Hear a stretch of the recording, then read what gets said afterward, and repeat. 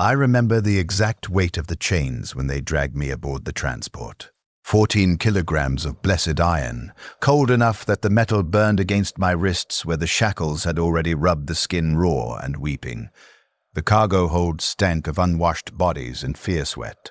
300 condemned men packed into a space designed for half that number, and beneath it all the acrid tang of promethium fumes leaking from somewhere in the ship's ancient guts. I was 23 years old, my hair already falling out from the radiation that seeped through every level of Hive Tertius, and I had just been sentenced to redemption through death.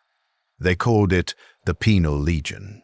We called it the Emperor's meat grinder.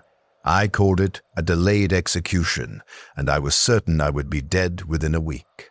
My name was Vero Kellis, and I had stolen 347 thrones from the planetary tithe collectors. Not because I was brave or principled, but because my mother needed medicine for the lung rot that had been eating through her chest for 2 years, and the Medicaid wouldn't treat hive-bottom scum without payment up front. I got caught on the third run, betrayed by a partner who sold me out for half the sentence I eventually received. The Arbites didn't care about my reasons. The law was absolute, and theft from the Emperor's tithe was punishable by death or service, and service meant the same thing but took longer and hurt more. The first man I met aboard that transport was a murderer named Grell, who had killed his entire work gang with a plasma cutter during a psychotic break brought on by years of breathing toxic fumes in a reclamation facility. He had scars that ran from his left eye down to his collarbone, still healing, the flesh around them yellowed and infected. He told me, in a voice that sounded like grinding metal, that we were all dead already, that the only question was whether we died quick or died screaming. He had served 2 missions already, survived through what he called luck, but what I recognized as brutal pragmatism. He showed me the tally marks he had carved into his forearm with a sharpened piece of scrap metal. 2 missions, 38 to go before his sentence was complete. Before he earned his freedom, I asked him if anyone had ever completed 40 missions. He laughed until he started coughing, and when he spat on the deck, the phlegm was black with blood. No one completes 40 missions, he said. The missions are designed to kill you. That's the point. Redemption through sacrifice. Your death serves the Emperor. Your survival is irrelevant. The transport took 6 days to reach the staging area, a fortress moon orbiting a world whose name we never learned. 6 days breathing recycled air so thin that every breath felt like drowning. 6 days of nutrient paste that tasted like ash and industrial lubricant. 6 days listening to men pray and weep and rage against the fate that had brought them here. I didn't pray. I had stopped believing the Emperor protected anyone when I watched my mother suffocate on her own diseased lungs, while the ecclesiarchy priest who lived 3 levels up our hab stack dined on imported grox meat and real wine. I didn't weep either. I was too angry, too filled with the bitter certainty that I was being murdered by a system that called itself justice and wore the face of divine will. When we disembarked, the gravity was wrong, too light, making every step feel like I might float away into the void. The fortress moon's interior was all bare metal corridors and sodium lamps that cast everything in sickly yellow light.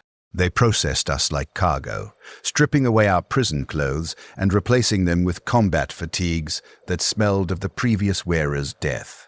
The fabric was stiff with dried blood in places, and no amount of washing could remove the stains. They gave us flak armor that was cracked and patched, lasguns that were older than my father would have been if he hadn't died in a hab collapse when I was 6. They gave us 1 hour of training that consisted of a sergeant with augmetic eyes and a voice like grinding gears telling us to point the weapon and pull the trigger and die with honor. The mission briefing was delivered by a commissar whose name we never learned, a man whose face was hidden behind a rebreather mask and whose uniform was so black it seemed to absorb light. He told us we would be deployed to the surface of the planet below, a world in the grip of an orc infestation that had overtaken the primary hive cities and was spreading through the agricultural zones like a plague. Our objective was to establish a beachhead in Sector Gamma 7, an industrial complex that the orcs were using as a staging ground for their war machines. We were to hold that position for 6 hours while Imperial Navy bombers made their attack runs. After 6 hours, extraction shuttles would arrive for survivors. He didn't say how many of us would survive. He didn't need to. We were 300 condemned criminals being thrown at an orc stronghold with equipment that barely functioned and training that amounted to point and shoot. We were a distraction, a sacrifice to tie up the greenskin forces, while the real war was conducted by actual soldiers. We were meat, and the grinder was waiting. If this glimpse of Varro's fate already weighs on your conscience, leave the word "witnessed" in the comments below so his story doesn't die in the dark. The drop was my first experience with true terror. They packed us into a Valkyrie transport that shook and screamed as it descended through the atmosphere, the hull heating until I could feel it through my boots. Smell the metal cooking, taste the fear adrenaline that flooded my mouth with copper. Men vomited, men prayed, men screamed. I gripped my lasgun so hard that my knuckles turned white and my fingers cramped, and I tried to remember my mother's face, tried to hold on to something human as we plummeted toward a war that didn't care whether we lived or died. The landing zone was a crater-pocked wasteland that had once been a Prometheum refinery. The structures were twisted and burned, skeletal remains of industrial buildings rising from ground that was still warm from bombardment. The sky was the color of infected wounds, purple-red and swollen with chemical clouds. The air tasted like burning rubber and spoiled meat. The sound was constant, a distant rumble of artillery and the closer clatter of gunfire, punctuated by the bellowing war cries of orcs somewhere beyond the broken buildings. We deployed in squads of 10, led by sergeants who were themselves Penal Legionnaires who had survived enough missions to earn command positions. Our squad leader was a man named Torvin, who had killed an administrative official in a fit of rage over delayed rations. He had survived 7 missions. He had the eyes of someone who had stopped being entirely human, flat and cold as blast doors. He told us to spread out, find cover, watch our sectors, and kill anything green that moved. He told us that cowards would be shot. He told us that deserters would be executed. He told us that if we survived today, we might see tomorrow. I found cover behind a section of collapsed wall, the rockcrete still radiating heat from recent bombardment. To my left was Grell, the murderer from the transport. To my right was a boy who couldn't have been more than 18, convicted of desertion from the Imperial Guard and given a second chance to die for the Emperor. His hands shook so badly, he could barely hold his weapon. I wanted to tell him it would be all right, but I didn't believe it myself, and lying seemed worse than silence. The orcs came 20 minutes after we deployed. I heard them before I saw them, a tide of roaring voices and clanking machinery that grew louder and louder until it drowned out everything else. Then they appeared through the smoke and chemical fog. Massive green-skinned beasts that stood a head taller than any human, muscles like bunched cables under thick hide, crude weapons that looked like scrap metal but could tear a man apart with casual ease. They came in a wave, dozens of them, hundreds, more behind those, an endless tide of violence and rage given form. I fired. I didn't aim, didn't think, just pointed my lasgun at the mass of green and pulled the trigger again and again, the weapon kicking against my shoulder, the last bolts flashing through the toxic air. Around me, 300 men opened fire simultaneously, a wall of light and sound and desperate terror. Orcs fell, their crude armor burning through, their thick hides no match for massed lasgun fire at close range. But they didn't stop. They didn't falter. They came on, roaring their joy at finally meeting an enemy, firing their slug throwers that spat bullets the size of my thumb, swinging axes that could cleave a man from shoulder to hip. The boy to my right took a bullet through the throat. I saw it happen in the peripheral vision that combat sharpens to impossible clarity. One moment he was firing, the next moment his head snapped back and blood sprayed across my face, hot and copper-tasting. He fell without a sound, his lasgun clattering against the rockcrete, his body twitching as the neural system took seconds to realize it was dead. I didn't stop firing. I couldn't. Fear had locked my finger on the trigger, and I fired until the power pack ran dry, then fumbled for a replacement with hands that felt like they belonged to someone else. Hands that shook so badly I dropped the first pack and had to retrieve it from the blood-slicked ground. Around me, men were dying, screaming and dying. An orc broke through the line to my left and killed 3 men with a single sweep of its crude blade before Sergeant Torven put a dozen last bolts through its skull. Another orc caught a legionnaire with its bare hands and literally tore him apart, ripping his arms from his body while he was still screaming. I was going to die here. I knew it with absolute certainty. There were too many of them, and we were too few, too poorly equipped, too terrified to hold. This was my execution, just delayed by 6 days of transport and 1 hour of training. This was redemption through death, and my death was seconds away. Then the bombers came. I heard them first, a screaming roar that cut through even the bellowing of orcs and the crack of lascans. Marauder bombers, massive and brutal, their engine wash hot enough to singe exposed skin even from hundreds of meters up. They came in low, impossibly low, so close I could see the bomb bay doors opening. Then the world became fire. The explosions were beyond description. Pressure waves that lifted bodies and threw them like children's toys. Heat that turned orcs to ash and melted their crude armor into rivers of molten metal. Sound so loud it stopped being sound and became a physical force that crushed thought and left only animal terror. I pressed myself into the ground behind my inadequate cover and felt debris rain down around me. Chunks of rockcrete and twisted metal and pieces of things that had been alive moments before. When the bombing run ended, the silence was almost worse than the noise. Ringing silence broken only by the crackle of fires and the moaning of wounded men and the occasional crack of superheated metal contracting. I lifted my head, ears bleeding, eyes watering from the chemical smoke, and looked at what remained of the battlefield. It was a crater. A massive crater where the orc advance had been, edges glassed by the heat.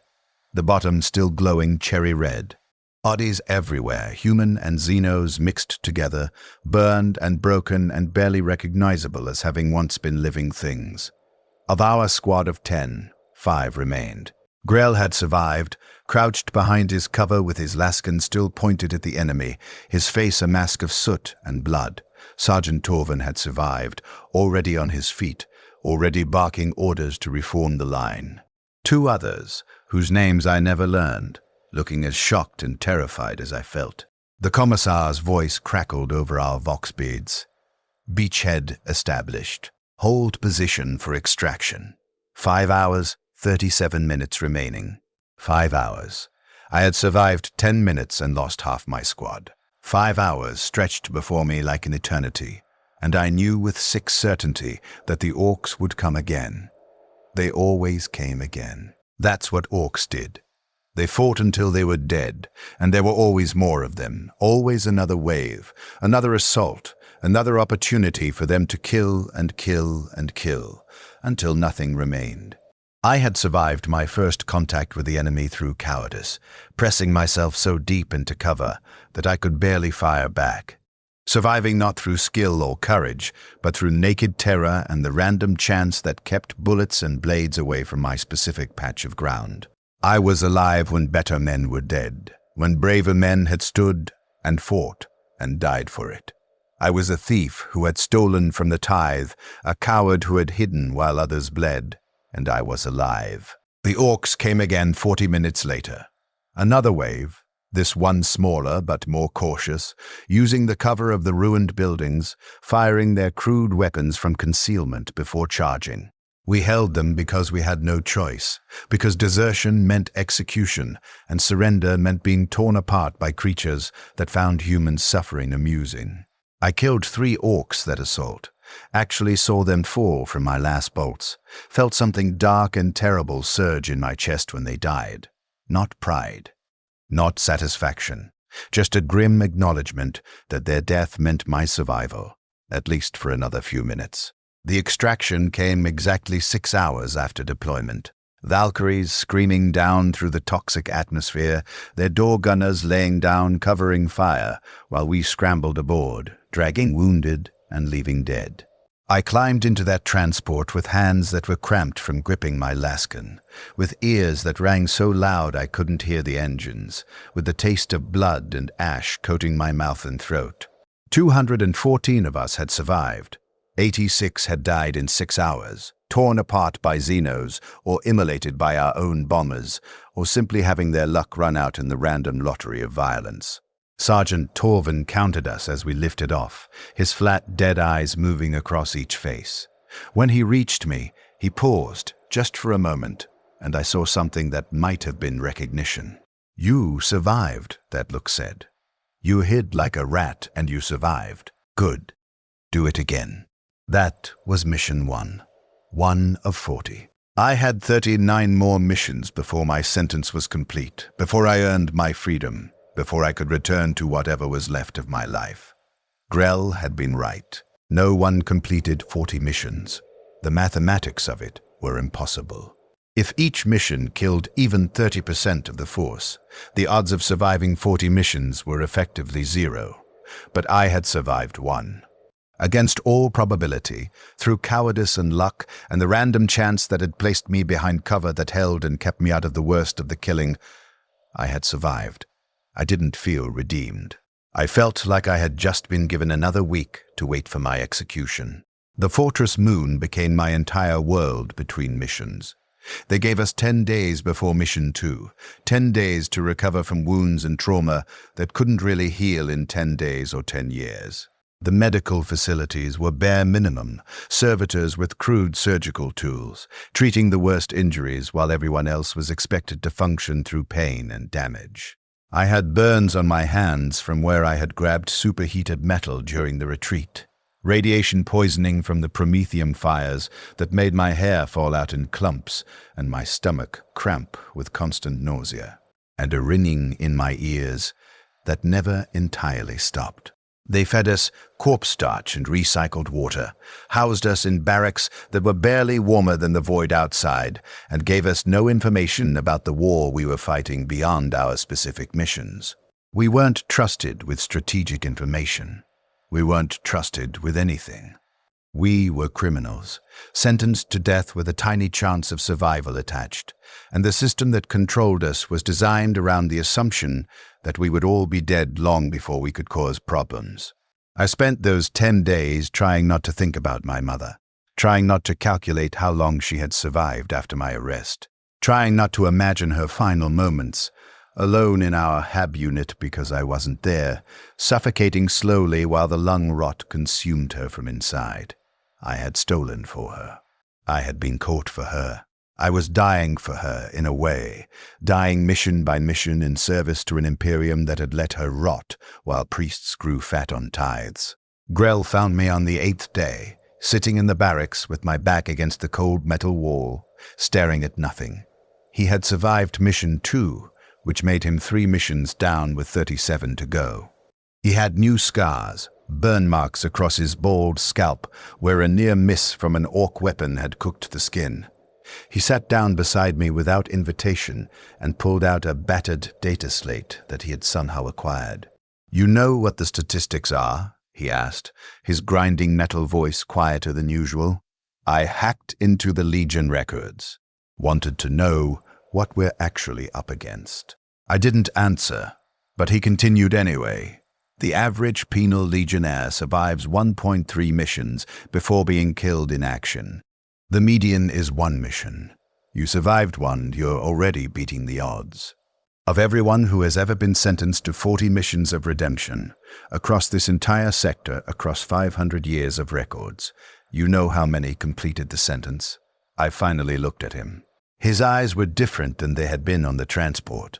Harder somehow, like he had burned away something essential during those 2 missions, and what remained was only partially human. 0, he said. Exactly 0 Legionnaires have ever completed 40 missions. The highest anyone got was 27. He died when the transport he was on took a direct hit from orbital artillery during extraction. 27 missions, survived them all. Died in a random accident on the way home. That's what we're facing. Mathematical certainty that we'll die. Should the odds be this cruel? Let your engagement be the mercy they never received. Like and subscribe. So why keep trying? I asked, and my voice sounded distant to my own ears, muffled by the constant ringing that the bombers had left behind. Because the alternative is execution tomorrow, Grell said. This way we get to live until we don't. And maybe, just maybe, we're the ones who break the statistics. Maybe we're the anomalies. I wanted to believe him. I wanted to believe that I could be the exception, the impossible survivor who beat mathematics and randomness and the deliberate lethality of missions designed to kill us. But I had survived Mission 1 through cowardice, not skill, and I knew deep in my guts that cowardice wouldn't be enough forever. Eventually, hiding wouldn't save me. Eventually, my luck would run out. Mission 2 came on day 11.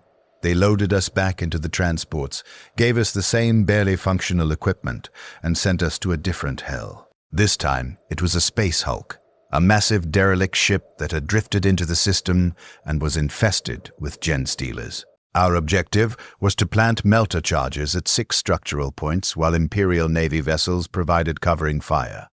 Estimated time to complete the mission: 4 hours. Estimated casualty rate: 70%. The space hulk was worse than the Orc battlefield. At least on the surface, you could see the enemy coming. In the narrow corridors and lightless holds of the derelict ship, the gen stealers came from everywhere and nowhere.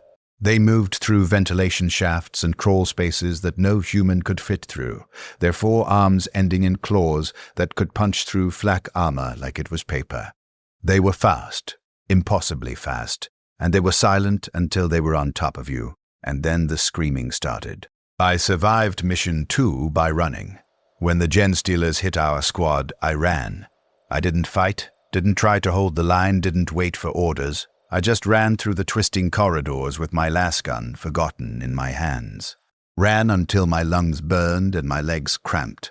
Ran until I found a maintenance closet barely large enough for my body, and wedged myself inside and tried to breathe quietly while the screaming echoed to the hull around me.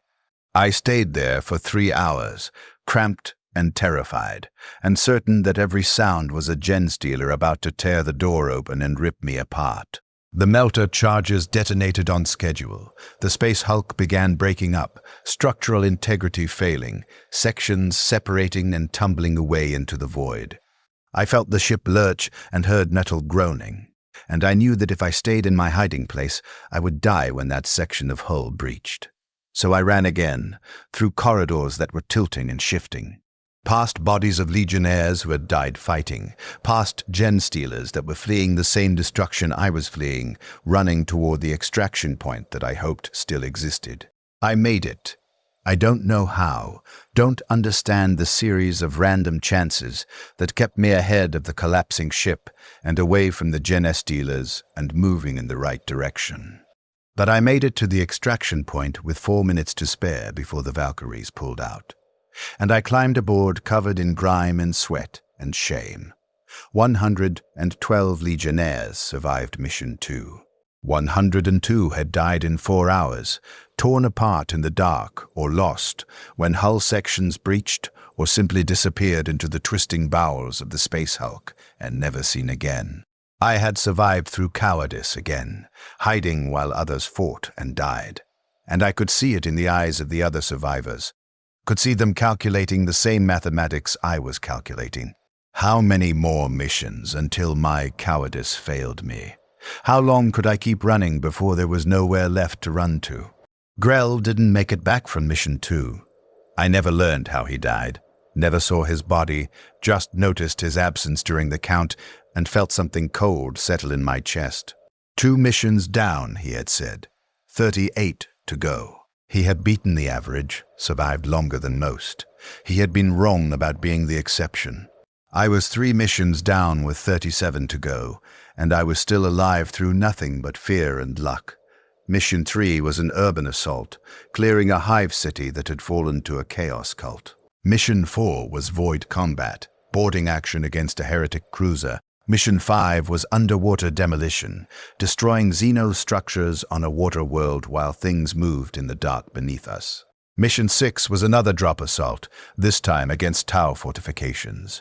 Mission 7 was tunnel fighting against traitor guard who knew the terrain better than we did. I survived them all. I survived through cowardice and luck and a growing terrible understanding of how to stay alive when you were supposed to die. I learned to read battlefields, to identify the killing zones and avoid them, to find cover that would hold and positions that were less likely to take direct fire. I learned to move when everyone else was moving, to hide in the chaos and confusion, to make myself small and forgettable, while braver men drew the enemy's attention. I learned to survive, and survival was its own shameful accomplishment. By Mission 10, I had developed a reputation. The other Legionnaires looked at me with a mixture of awe and contempt, uncertain whether I was blessed by the Emperor or simply too cowardly to die. I didn't care what they thought. I just wanted to keep breathing, to rack up missions, to get closer to the impossibility of 40 completed assignments and freedom that existed somewhere beyond this endless cycle of deployment and terror and watching men die. The Commissar noticed me after Mission 10. I was in the barracks, cleaning my last gun with hands that had stopped shaking somewhere around Mission 6, when he appeared like a shadow given form. He was a different Commissar than the one who had briefed us for Mission 1, or maybe the same one. It was impossible to tell behind the rebreather mask they all wore. He stood over me in silence for a long moment, his presence making the air feel heavier, dangerous. "Legionnaire Kellis," he said. His voice filtered through the mask into something inhuman and cold. "You have survived 10 missions. This is statistically unusual." I didn't know how to respond to that, so I said nothing. "Some would say you are blessed by the Emperor, that he protects those who serve faithfully." Another pause. "Others would say you are a coward who hides while better men die." He tilted his head, studying me like I was a specimen in a medici facility. "Which are you, Kellis? The Emperor's chosen survivor, or the greatest coward in the Penal Legion?" "I don't know, sir," I said, and it was the truth. I didn't know anymore. I just knew I was alive when I shouldn't be, when mathematics and probability and the deliberate lethality of our missions said I should have died 9 missions ago. "You will be tested," the Commissar said. "Deliberately. I have arranged for you to be assigned to the most dangerous positions in upcoming missions. We will discover whether you are genuinely capable or simply fortunate. And if you are found to be a coward," he let the threat hang in the air, unspoken but absolutely clear. He left without another word, and I sat there in the barracks with my partially cleaned lascan and the knowledge that my luck was about to be tested systematically. They were going to try to kill me, not the enemy. My own command structure was going to place me in situations designed to expose cowardice, to force me to either fight or die, to determine once and for all whether I deserved to keep living. Mission 11 was an assault on a fortress held by Orc war bosses, and I was assigned to the Vanguard squad, first through the breach, highest casualty rate, no cover and no room to hide. I survived because the melter charges that blew the wall also collapsed a section of the fortress, creating rubble that I used as cover while the rest of the vanguard was cut down by Orc gunfire. Cowardice disguised as tactics. The Commissar said nothing during debriefing, but I felt his attention like a physical weight. Mission 12 was void combat against a traitor cruiser, and I was assigned to the boarding team that would assault the bridge directly. Highest value target, highest risk, no retreat possible once we were aboard. I survived because a stray round from the ship's own defenses breached the corridor ahead of us, venting half the boarding team into space and forcing us to take an alternate route that happened to avoid the worst of the enemy's prepared positions. Luck, not cowardice this time. just random chance favoring me over 20 other men who died in vacuum. Mission 13 was chemical warfare against a genestealer cult that had taken over a promethium refinery. I was assigned to lead a demolition team into the most contaminated sectors, where our rebreathers would last maybe 2 hours before the filters clogged and we started breathing toxins that would dissolve our lungs from the inside. I survived because I found a sealed maintenance chamber with its own air supply and took my team inside to wait for the optimal moment to strike, which came just as the Imperial Guardsmen assaulted from the other side and drew all the enemy's attention. Cowardice dressed up as tactical thinking. The tests continued. Mission 14, 15, 16. Each one designed to expose me, to force me into situations where hiding wouldn't work and running would get me shot by our own commissars. And each time, I survived. Through luck and cowardice and a growing instinct for reading combat that I couldn't explain, I kept living when I was supposed to die. By Mission 20, I had become something of a legend among the Legionnaires. The man who couldn't be killed, the coward blessed by the Emperor. The statistical abnormality who had survived 20 suicide missions through some combination of terror and impossible fortune. New Legionnaires looked at me like I might have answers, like survival had taught me secrets that could keep them alive. I had no answers. I had no secrets. I just had fear that made me very good at not dying. After Mission 20, the Commissar called me to his chambers, a bare room deep in the Fortress Moon's interior, where the temperature was cold enough to see breath misting. He sat behind a metal desk with my file displayed on a data slate, and he studied me for a long time before speaking.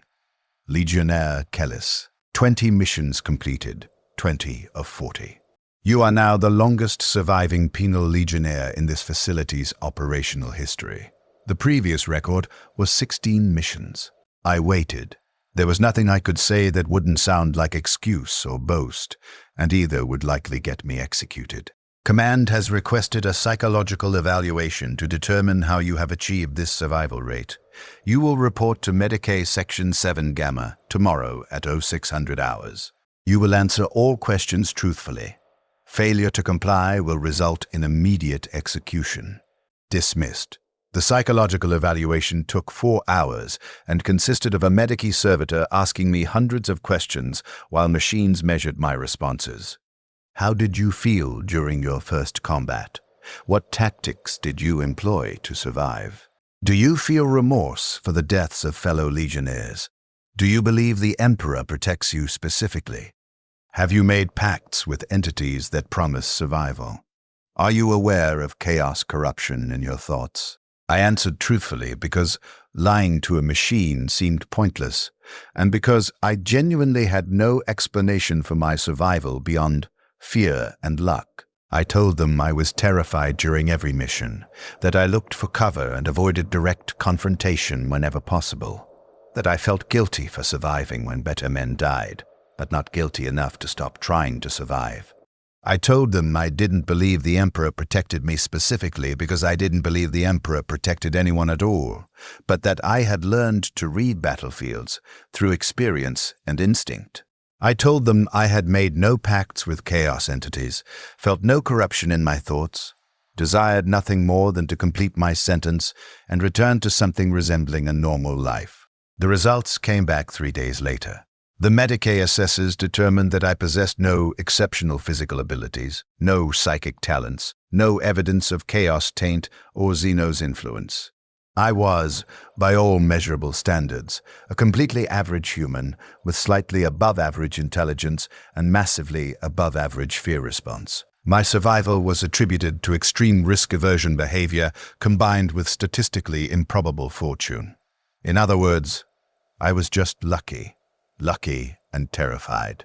20 missions survived not through skill or blessing, but through the random chance that kept bullets and blades away from my specific location while men around me died. Comment where you're watching from. Let him know someone, somewhere, remembers his impossible luck held this long. The Commissar read me the results in his cold chamber, his voice without inflection or emotion. You are neither blessed nor cursed, Kellis. You are simply unlikely, a statistical anomaly. Probability suggests you should have died 19 missions ago, but probability is not certainty. You have 20 missions remaining. I expect you to complete your sentence or die trying. Dismissed. 20 missions. I was halfway to freedom. Halfway to the impossible goal that no Legionnaire had ever achieved. Halfway to proving that luck and cowardice could beat mathematics if you were just terrified enough to keep trying. Missions 21 through 30 blurred together into an endless repetition of deployment and terror, and the grinding certainty that each mission might be the one where my luck finally broke. I fought orcs and genstealers and heretics and traitors. I assaulted fortresses and boarded ships and cleared ruins and held doomed positions while bombers made their runs. I watched men die in every way the galaxy could devise to kill humans. Burned and shot and torn apart and dissolved and crushed and vented into space and corrupted by chaos and infected by xenos and simply disappearing in the confusion of combat and never being found. And I survived.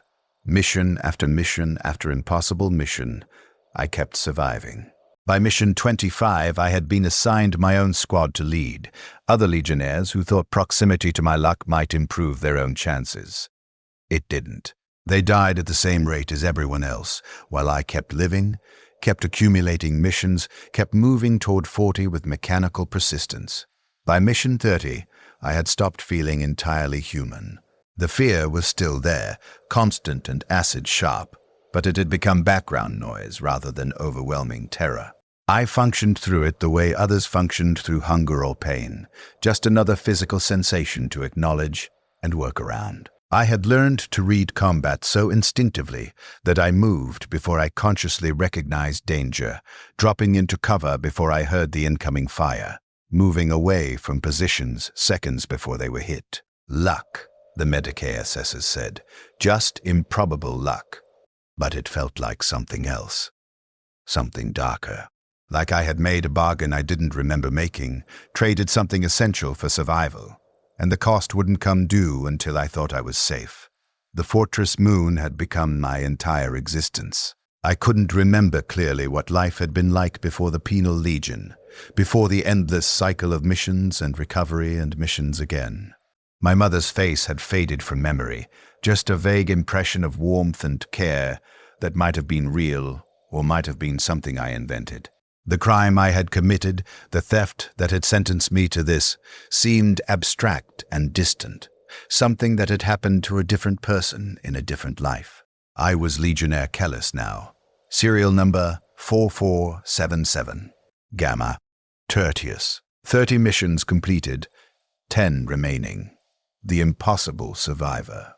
The coward who kept living. The statistical anomaly that should have died 24 missions ago. Mission 31 was jungle warfare against an orc infestation that had adapted to forest combat. Mission 32 was underground demolition, collapsing tunnel systems that stretched for hundreds of kilometers. Mission 33 was aerial assault, dropping from Valkyries onto the back of a moving enemy Titan to plant charges. Mission 34 was naval combat, defending an Imperial vessel against boarding parties while it limped to port with its engines failing. I survived. I always survived. Men around me died. Squads I led were decimated. Missions claimed their 70 or 80% casualties. But I kept living, kept moving, kept accumulating completed assignments like a servitor counting inventory. By mission 35, something had changed in how the other Legionnaires looked at me. Not awe anymore. Fear. They were afraid of me, afraid that my survival meant something wrong, something corrupted, that I had traded away my soul or my humanity for the luck that kept me alive. They stopped volunteering for my squads. They avoided me in the barracks, gave me space during meals, spoke in whispers that died when I approached.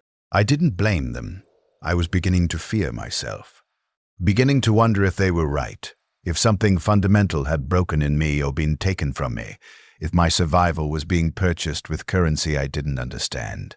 I looked at myself in the scratched metal mirrors in the hygiene facilities and saw a stranger.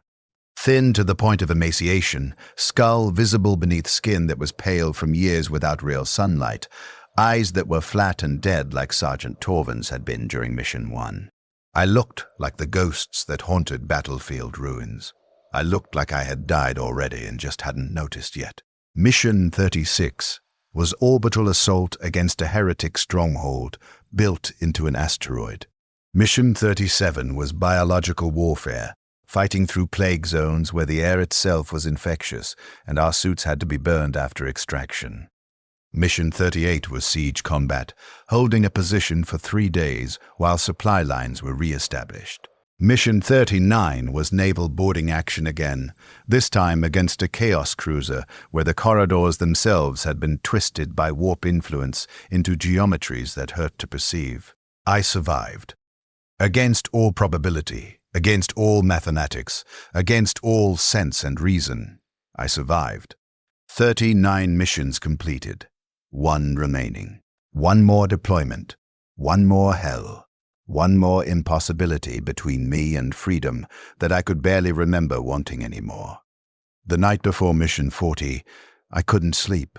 I lay in my bunk in the barracks, surrounded by the quiet breathing of men who would probably be dead in a few weeks or months, and I tried to calculate the odds. If each mission had a 70% casualty rate, the odds of surviving 40 consecutive missions were approximately 0.0000003%, effectively impossible. A statistical event so unlikely that it should never occur across the entire history of the Imperium. But I had done it. 39 times I had been deployed into suicide missions, and 39 times I had come back alive. 1 more. Just 1 more mission and I would complete my sentence. Earn my freedom, become the first Legionnaire in 500 years of records, to finish 40 assignments. I wanted to believe I would make it. I wanted to believe that my luck would hold for 1 more deployment, that whatever bargain or blessing or statistical anomaly had kept me alive would carry me through 1 more mission. But lying there in the dark, listening to my heartbeat and the constant ringing in my ears that had never completely faded, I knew with absolute certainty that I was going to die. The mathematics wouldn't allow anything else. You couldn't beat probability forever. Eventually, the luck ran out. Eventually, the fear wasn't enough. Eventually, the random chance that had kept you alive through 39 missions failed on the 40th, and you died like you should have died on the 1st. This cycle cannot continue forever. If you believe he deserves to be remembered, like and subscribe. Mission 40 was supposed to be simple. That should have been my first warning. After 39 impossible survivals, simple missions didn't exist. They loaded us into the transports, gave us the briefing, and sent us toward a moon orbiting a dead world where a small chaos cult had established a ritual site. Our objective was to disrupt the ritual and eliminate the cultists. Small force, minimal resistance expected, extraction scheduled for 6 hours after deployment. The deployment was smooth. The moon had minimal atmosphere, just enough to breathe with rebreathers, and the gravity was Earth normal. The cultist compound was a collection of prefabricated structures arranged around a central temple made from stone that had been carved with symbols that hurt to look at directly. Intelligence estimated 40 cultists, lightly armed, no heavy weapons or significant defenses. We deployed with 50 Legionnaires, my squad, in the vanguard because I was the longest serving and most experienced. The assault should have been straightforward. Breach the perimeter, clear the structures, eliminate the cultists, disrupt whatever ritual they were conducting. 6 hours maximum, probably less. It went wrong immediately. The cultists weren't lightly armed. They had heavy weapons, positioned in concealed bunkers that opened fire as soon as we entered range. The 40 cultists became hundreds, pouring from underground chambers that intelligence had never detected. And the ritual they were conducting wasn't in preparation. It was already complete. The thing that rose from the temple was beyond description, not because it was too alien or too massive, but because looking at it directly made something in my brain shut down, made my eyes slide away and refuse to focus, made nausea and vertigo and pure existential terror flood my system. It was tall, I knew that, and it had too many limbs. And it was laughing, a sound that vibrated through the thin atmosphere and the rock beneath our feet and directly into the bones of our skulls. Men started dying. Not shot, not killed by cultists. Just dying, falling and screaming as something inside them broke or burned or twisted. I saw a legionnaire to my left tear his own throat out with his hands, screaming about the voices that wouldn't stop. I saw another turn his lasgun on his squadmates, firing until they cut him down. I saw another simply stop moving, standing perfectly still while blood began leaking from his eyes and ears and mouth. The mission had become a massacre. The thing from the temple was killing us without touching us, its mere presence poisoning reality around it, making the laws of physics optional and sanity negotiable. This was what we had been deployed to stop, and we couldn't even look at it directly without losing coherence. I ran. Of course, I ran. Fear had kept me alive for 39 missions, and fear demanded I run now, away from the thing and the dying men and occultists who were advancing while chanting words that made my bones ache. I ran through the compound, between structures, looking for cover or escape or anything that might let me survive just a few more minutes. That's when I realized this was the test. Mission 40, the one that should have been simple, was the final test. The one designed to determine once and for all whether I was blessed or simply lucky. And my luck was out. I found myself in the temple, though I didn't remember entering. The interior was wrong. Angles that didn't meet correctly, surfaces that seemed to be multiple distances away simultaneously, lighting that came from nowhere and everywhere and made shadows fall in impossible directions. The thing was here, or maybe I was inside the thing. Or maybe the distinction didn't matter anymore. "You have survived 39 missions through fear," a voice said, coming from everywhere and nowhere. "Fear is wisdom. Fear keeps the weak alive while the brave die gloriously and uselessly. You were never blessed. You were never skilled. You were simply afraid enough to see truth." I tried to run again, but the geometry didn't allow it. Every direction I moved brought me back to the center of the temple, back to the presence that was examining me like a medici examines a disease culture. "But fear has limits," the voice continued. "Eventually, every coward faces a situation where fear cannot save them, where the only choices are die bravely or die screaming. You have reached that limit. Your luck, as they called it, has run out. I was going to die here. I was going to die on Mission 40, one assignment away from completing my sentence, one deployment away from the freedom I could barely remember wanting. I was going to die proving that no one completes 40 missions, that the mathematics always win, that statistical anomalies only survive until they don't. I thought about my mother in those final moments, tried to remember her face, her voice, the way she had looked at me when I told her I would find medicine for her, that she wouldn't die alone in that hab unit. I couldn't remember clearly.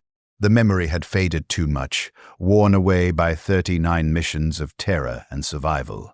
I had lived this long, and I had lost the only thing worth living for in the process. The cultists found me in the temple. Or maybe I had always been surrounded by them and only now could perceive them correctly. They dragged me toward the thing at the center, toward the presence that had spoken. And I was screaming.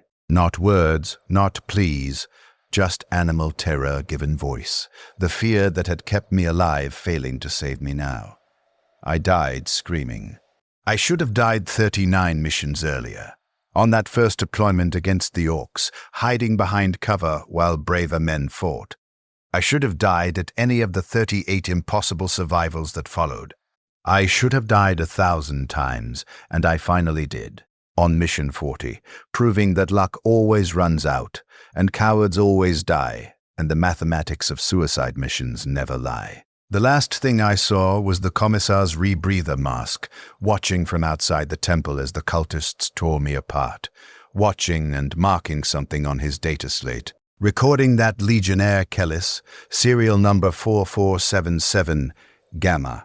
Tertius had survived 39 missions and died on the 40th, recording that the record still stood. no Legionnaire had ever completed 40 missions. Recording that redemption through death had finally claimed another soul. If any part of Varro's impossible survival moved you, leave eternal in the comments below. His luck ran out, but his story doesn't have to. They retrieved my body, or what remained of it, and gave me the Emperor's benediction, words spoken over burned flesh and broken bones that were supposed to sanctify my sacrifice. They marked my file as complete. 39 missions survived, 1 mission killed in action, and they archived it in the vast databanks where millions of other dead Legionnaires waited in digital silence. But here is the truth they didn't record. I lasted longer than anyone had right to expect. I survived through cowardice and terror and impossible fortune for so long that I became a legend among men who were already forgotten by the Imperium they served. I proved that fear could keep you alive when courage got you killed, that survival mattered more than glory when you were already damned. I proved it all the way to Mission 40, where the mathematics finally caught up with me and the luck ran dry and I died exactly as I should have died on Mission 1. Screaming, terrified, alone except for the presence of something that found my suffering amusing. This is what it means to serve in the Penal Legions. This is the cost of redemption through death. This is what the Imperium does with criminals and cowards and anyone deemed expendable. It throws them at suicide missions and calls it mercy, calls it opportunity, calls it service when it's really just murder drawn out across 40 deployments. I was Varro Kellis. I stole from the tithe to buy medicine for my dying mother. I was sentenced to 40 missions that were designed to kill me. I survived 39 through fear and luck and determination. And I died on the 40th, proving that no one beats the mathematics. No one earns their freedom. The only redemption in the Penal Legion is death. And the only question is how long you can delay it. I delayed it longer than most. I delayed it longer than anyone. And in the end, I died screaming, just like everyone else. The Emperor protects, they said. But he didn't protect my mother, and he didn't protect me. And he won't protect the next Legionnaire, or the one after that, or the thousands who follow. All of them dying in missions designed to kill them. All of them hoping for impossible survival that never comes. Now you know what lies beneath the Imperium's promises of redemption. If you dare witness more truths, the Golden Throne would rather you forget. Subscribe. The Emperor protects, but from this knowledge there is no protection. Only the grinding certainty that we are all expendable, all condemned, all waiting for the mission where our luck finally runs out.